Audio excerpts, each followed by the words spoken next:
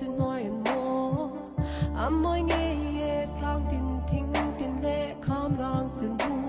dòng tin nè chút tin chung mũi angin ra kha in cả phong về la anh suy chân tin lệ đi qua lên na chân thang lệ buồn để ram quay ya chuan ta tin mô anh suy chín trong tin lệ đi em sẽ lên dòng dòng hông tiền lên chú ít kim ta mỗi năm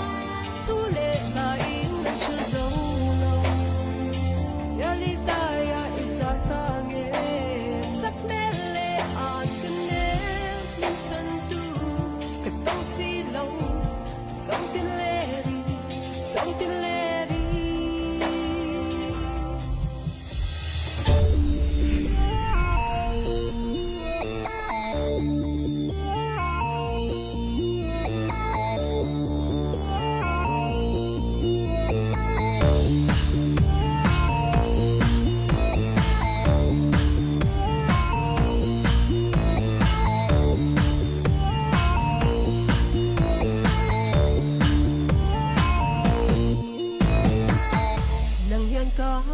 za om na